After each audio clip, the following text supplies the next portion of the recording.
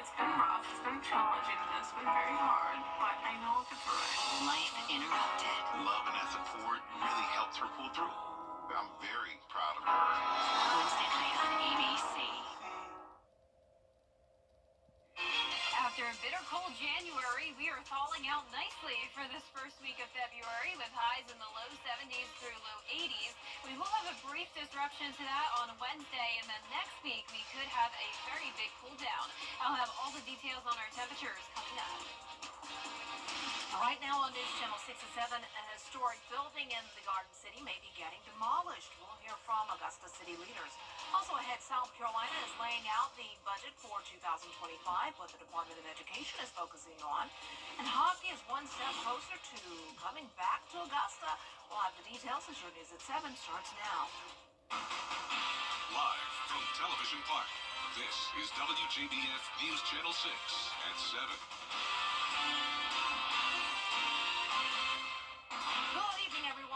Griffin, thanks so much for joining us. Coverage you can count on begins with a historic building in downtown Augusta, possibly facing the wrecking ball. The old First Baptist Church on Green Street is not in good shape, and last month the Historic Preservation Commission ordered repairs.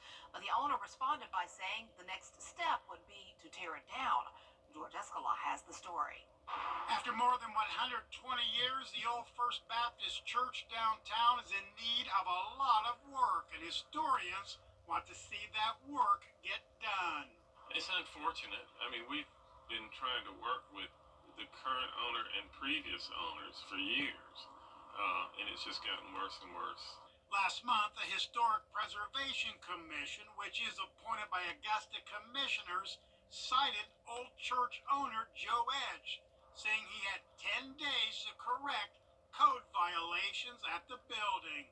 Tuesday, Edge and a member of the HPC are scheduled to go before Augusta commissioners to make their cases. Some commissioners are questioning the HPC's course of action. This is the first project or so building that I have heard of so much controversy. And it makes me wonder if it's more of a personal issue between a couple of them on there.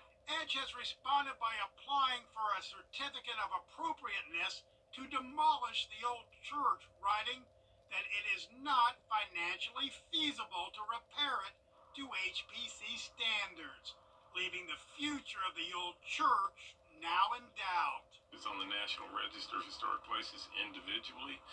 It's also in basically 2 historic districts and the locally designated historic district.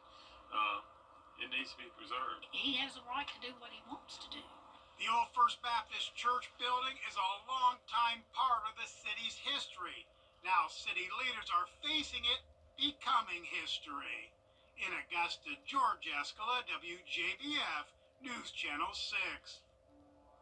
Well, it's time now for a first check of our weather with Chief Meteorologist Jenna Petranci. And it was a beautiful day out, and it was warmer than usual. Hopefully we get more of that. Yeah, it looks like we're going to see a lot of warm temperatures lately, Dee, and that's going to continue all of this week. And then next week, not so much. We may go back to a winter-like pattern. But in the meantime, right now on our Terry Lambert Hyundai Skyview cam over in Aiken, it is a quiet night. Today we started out right on track with average at a low of 36 degrees. So even though it's very comfortable in the afternoons, it's not time to put away the winter jackets yet. It is still chilly in the mornings, just slightly above freezing. Now those low temperatures will start to climb though tonight, but still even 40s. Still need a jacket, of course, as you know. High of 72, that puts us over 10 degrees above average. And right now our temperatures are at least 1 to around 6 degrees warmer than they were yesterday, 7 degrees warmer in Aiken. So we're seeing a lot of upper 50s and some low 60s. McCormick at 63. Thompson, you're right, at 60 degrees. 63 as well in Louisville. Allendale at 61. Augusta cooler at 57. 62 in Crawfordville and 60 in Edgefield. Dew points are climbing. We're seeing some upper 40s to low 50s, so enough moisture around to produce some fog again for your wet Tuesday morning tomorrow. Tomorrow is still just Tuesday. Winds are coming in from the south, of course. That's what's helping to warm us up. And right Right now, those winds are up to around 7 miles per hour sustained, so it is a bit breezy today, but later on, the winds will be calm tonight, and that will help with that fog development as well. So right now on satellite and radar, skies are clear all across the two-state. It's looking good with high pressure down to the south of us. We also have this weak cold front to our north. Not a drop of rain associated with it, so tomorrow will remain dry. And as I mentioned, tomorrow morning we will see that fog. Winds will be calm, temperatures chilly in the mid-40s and up to 50 degrees by 8 a.m. By this afternoon, we'll be back to sunshine and very warm, high of 79 degrees. Then on Wednesday, cooling down by nearly 10 degrees to a high of 70. Some of us may only be in the 60s. I'll explain why coming up in the full forecast. But then on Thursday, we're warming right back up again. I'll have a look at your full 10-day forecast coming up, but back to you, Dee. All right, thanks so much. A Richmond County jailer has been arrested and fired for using a taser on an inmate last Thursday. According to a news release from the Richmond County Sheriff's Office, former jailer Omar Riley told an inmate to get off the phone. The inmate responded that there were 2 minutes left for the call. That's when Riley allegedly used his taser on the inmate. Sheriff's Office Chief of Staff Louis Blanchard says this is in violation of policy and lawful use of force guidelines. Omar Riley has been a jailer since 2019. 1 in 3 women will die from heart disease. Now, Piedmont Augusta is offering a special screening program for women that could save lives. News Channel 6's Ellison Hubbard has more. American Heart Month. It happens every year in February. It's a time where we focus on heart disease as the number one killer of men and women, and try to bring education, risk factors for heart disease, symptoms and signs of heart disease. About 90% of women have at least one risk factor for heart disease. And this year, Piedmont Health has a program to help. They're offering a clinic where women who don't already have a cardiologist can come and be seen, go over their history, any symptoms they may be having, have an EKG, some lab work, and just really get a better understanding of their risk moving forward. The clinic is $99 regardless of insurance, and you don't need a doctor's referral. It's just one more option to help women in our community stay heart healthy. So there's different levels of screening, from simple blood pressures to labs to imaging. And when we do, like when we go out to do imaging at some of our fundraisers, we'll image the arteries in the neck, because we can do that right there. Nobody has to disrobe. It can be done in the public medium and public spectrum.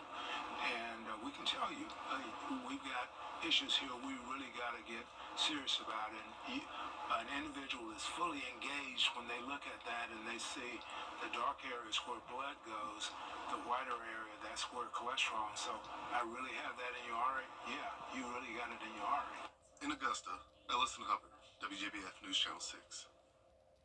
The Augusta-Richmond County Coliseum Authority approving a plan to move forward with ice hockey at the new James Brown Arena. Oakview Group has agreed to issue around $10 million for ice-making equipment. Authority Vice President Brad Usry says the new arena will benefit our community and the economy. Well, again, it's exciting. I mean, to get past that hurdle with the hockey and have a really great owner that's got a track record and knows we're going to be successful, it's huge. I mean, it's huge for the arena. Plus, the economic benefits of hockey with 62% more success rate for the arena. But really, it's just a good thing all around for the arena and for the community. They hope to have the arena completed by 2027. The South Carolina Department of Education is outlining its budget request for the year. Caroline Yaffa lays out the top priorities. The State Superintendent of Education says the budget request has 3 main categories: school safety, teacher support, and student success. The Superintendent, Ellen Weaver, is asking the state for more than $560 million. $200 million of which would go towards increasing the starting teacher salary from $47,000 to $50,000 per year. Weaver says it's important that South Carolina is able to recruit teachers and have as many possible stay in the classrooms. It's not just about recruiting young teachers into the profession, it's about retaining the great veteran teachers that we have.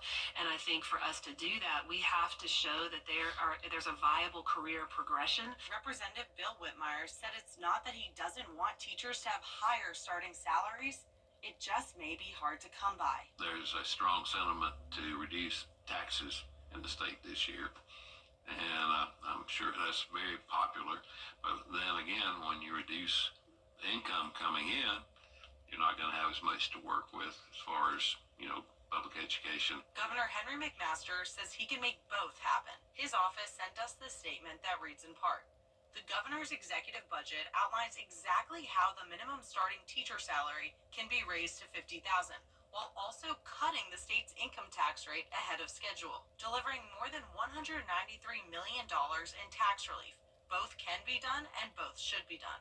Another priority in the proposed budget is school safety. We are really focused on those fundamentals of let's make sure there's a lot of windows, there's that window film on it. Let's make sure that teachers have locked doors. Let's make sure that there are secure access points to the outside of the school building. Along with the efforts to improve student success. So we talk about purpose, we talk about hope, we talk about integrity, we talk about courage.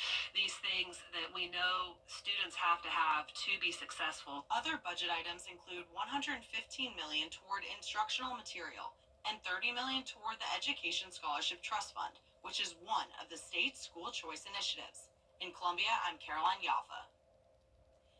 As new bills get introduced into the legislature, Georgia lawmakers are reviewing tax incentives for projects. The Georgia Department of Economic Development approved projects that meet the qualifications for the film tax incentive. There were talks of putting a cap on how many projects could actually receive it. A production company would have to spend at least $500,000 in a single year to qualify for the 30% tax credit. Lawmakers say the entertainment industry in Georgia has created thousands of jobs and investments, but opponents fear it's grown too fast. Coming up, President Trump's plans for tariffs. 6. Now, your most accurate forecast with WJBF Live 5 for 6. Welcome back. Before we get to the forecast, I want to give a special shout out to Savannah River Academy over in Grovetown, Georgia. I went there last Friday and had an amazing school visit with the kindergarten through 4th grade students. Even though it was a big variety of different ages, all of them were so smart and so excited to learn about the weather. So thank you so much to Savannah River Academy for having me. At the end of the presentation, it's always a blast having the kids come up and try to give their forecast, and they were so excited to do it, especially these two little boys here. They are very interested in the weather, so it was just such a great time, and I look forward to coming back again next year. But right now on our Terry Lambert Hyundai Skyview cam over at Augusta Regional Airport, the winds are becoming calm, skies are clear, and tomorrow morning we could see that patchy fog development. But right now our temperatures are in the upper 50s. It's overall a quiet night, and around the CSRA, most of us seeing upper 50s, but still at 60 in Washington and Crawfordville. Evans, you're at 60, 61 in Louisville and Millen. And as for our satellite and radar, high pressure's in control. That's down to the south of us, driving in a southerly wind, warming us up. And then up towards the north, we have a cold front. So no rain associated with this front. It will be another sunny day tomorrow, but we will have that fog in the morning with temperatures in the mid-40s. Then we climb into those mid to upper 70s in the afternoon with lots of sunshine. And we are getting awfully close to 80 degrees. And I do think there's a good chance that we will get there at least at some point this week.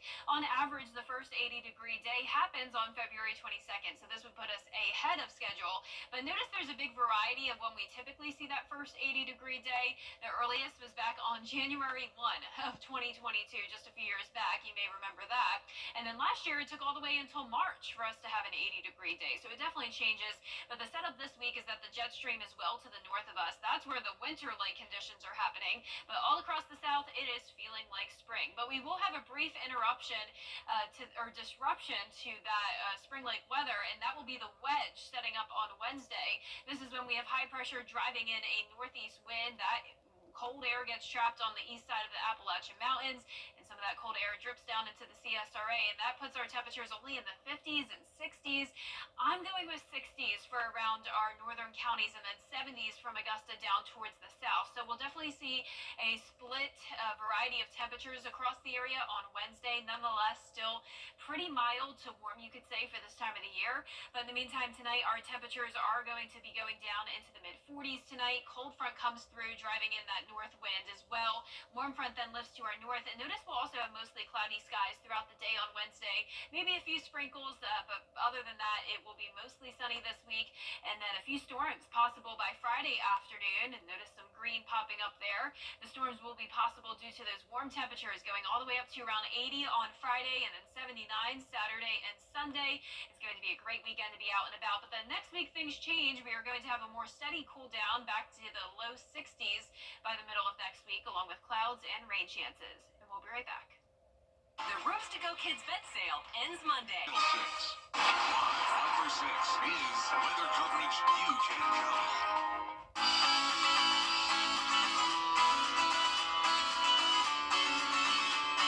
Follow News Channel 6 on Instagram. Now to the Grammys. The award show honors the best in music, and it was jam-packed with both performances and heartfelt tributes. And you had big moments for Beyonce, incredible performances from the year's breakout stars, and even a night of healing for a community that had a rough January. Here's Danny New. On Southern California, as the area recovers from the devastating wildfires, you heard Bruno Mars and Lady Gaga singing Shop Now at Gerald Jones Volvo Cars. The prom is a special night for high schoolers, a chance to create memories that will last a lifetime. But for some families, the financial burden can be overwhelming. Join News Channel 6 as we present The Giving Gown, devoted to making sure that all young women feel beautiful on prom night. Donate your gently warm prom dress, shoes, and accessories at Television Park in Augusta. The Giving Gown, proudly sponsored by Bridgestone, Aiken Regional Medical Centers, and News Channel 6. Valentine's Day is about 2 weeks away, and Lego is unveiling a bouquet of roses that'll last longer than a couple of days. The toy maker's botanical collection is meant to be pieced together, then put on display somewhere in your home. The bouquet of red Lego roses costs $60.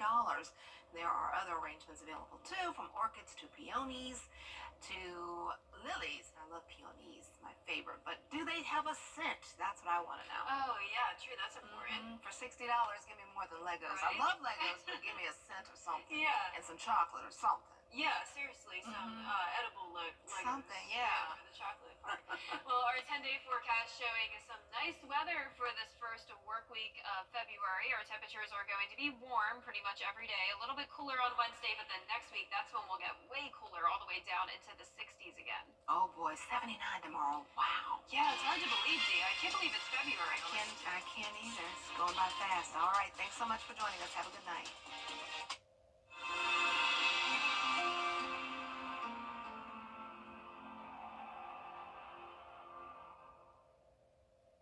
I'm attorney Latasha Barnes from the Barnes Law Office right here in Augusta, Georgia.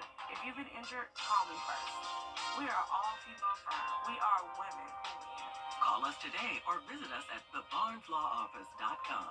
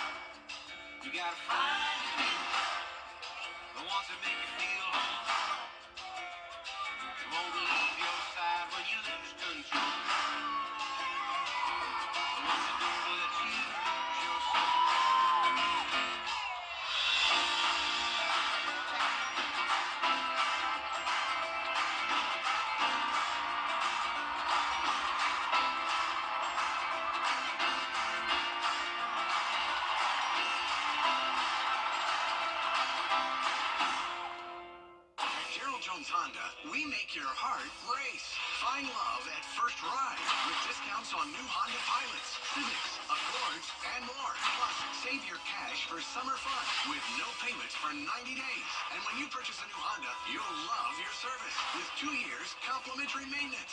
Unlock hot savings on new and pre-owned vehicles while they last. Let us play Cupid and find your perfect match in a new car from Gerald Jones Honda, the area's #1 Honda dealer.